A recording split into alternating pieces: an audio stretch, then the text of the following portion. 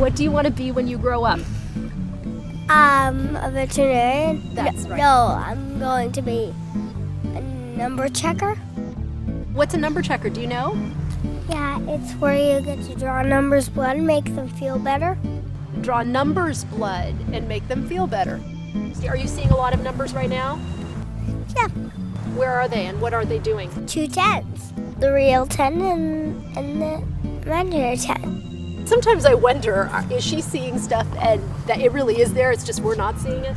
Is that what's happening, Jenny? Yeah. I don't know. My 2 hopes for Jenny are very simple. I want her to be alive, and I want her to be able to find moments of happiness in the day. Even if every day isn't always happy, that she can find some happiness. That's it. That's all I want from her. So if Daddy ever comes... No, Daddy's going to take a break right now, so I'm staff, okay? What do you know of schizophrenia? And it makes you have imaginary friends. It makes you have imaginary friends. Are you schizophrenic? Do you know? I think I am schizophrenic. As a baby, she never slept, and that's, as I always say, it's not hyperbole. She literally would not sleep. She would do 20, 30-minute power naps 24 hours a day. So as a newborn, she was getting 2-3 hours of sleep a day. Otherwise, she'd just scream. Until we one day figured out that when we stepped outside, she stopped screaming. We went back in, she started screaming again. By 3 months, we were taking her out all day, every day. And we did this for 2 years straight. One place wasn't enough. It's like her mind was a sponge. We'd go somewhere, she'd absorb it, she'd grow bored with it, and then we'd have to move on to the next place. So we might go to the zoo, a play area, and Barnes & Noble play area all in the same day. At 2, she started to talk about what we thought were imaginary friends. Why? The first one to appear was 400 the cat, and she would just play with 400. We didn't think too much of it. Oh, I know what she needs. You need a Thorazine, Jenny. The medication, the Thorazine, for every delusion that the Thorazine kills, another one comes to take its place. And Jenny's unwilling to let go of the good ones because they're her friends. She had always been very, very social because, of course, we were out all the time. But then, right around her 3rd birthday, she started to become antisocial. She would scream at people if they called her January. She would tell her friends that she didn't want to play with them anymore. At one point, she had probably as many as 20 or 30 friends, and they just, slowly all dropped away. And the number of imaginary friends kept growing and growing and growing. And then at 5, the violence began. She began hitting, kicking, biting, throwing shoes. When I would say that she would hit, these weren't like tantrums. The impact of her blows was like she was fighting for her life. And there was no warning. One moment she's like, I love you, Daddy. And then all of a sudden, she is literally trying to scratch my eyes out.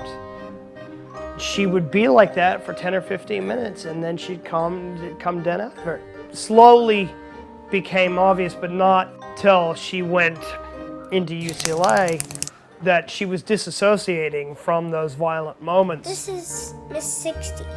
And really didn't remember them. She knew that she'd done something wrong, but she didn't know what. She was 5 years old, and he was born. And she was running around the hospital going nuts before any medication. I grabbed her. I just grabbed her and put her on my lap. And she turned to somebody who was not there and said, "Ooh, she's not pregnant anymore," in that kind of a voice. And it kind of freaked me out. I'd never heard her talk like that. I'd never heard her talk specifically to like somebody else. We knew she had all the imaginary friends, but it didn't quite, it started to sort of add up, basically. But we did take her to a psychologist because it got to the point where we couldn't live with her. All right, sweetie, how are you doing? Pretty. How are you doing? Pretty. You ready to go swimming? buddy. Do you think you see your friends more now or less since you went to the hospital? More. More? Yeah, more. Because Thorzine's not helping very much. Do you want them to go away? 400 I do, and Wednesday I do. Because they're bad. How are they bad? They tell me to do bad things, What kind of bad things? like hitting and screaming, and kicking. What does it feel like when Wednesday tells you to hit or kick? Wednesday bites me until I do it. Okay, what does 400 do? She scratches She scratches. because she doesn't know how to hit. So originally, we had a 2-bedroom apartment in this complex. Keeping Jenny from hurting Bodhi was a 24-hour-a-day job. So we traded in our 2-bedroom for 2 1-bedroom apartments.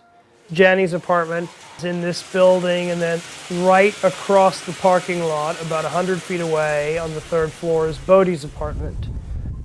I mean, financially, it's been harder because the 2 put together are still $500 more than what I was paying for the 2-bedroom. When Susan and I were living in the same apartment, it felt more like we were in this together. You know, since we've been in the separate apartments, I feel like we are not as close anymore, and that leads us to attacking each other more, blaming each other more. It's because we have no one else to blame. Both of us are under such immense stress at all times. I wish she could have had more of a childhood than she has had, but her illness took that from her.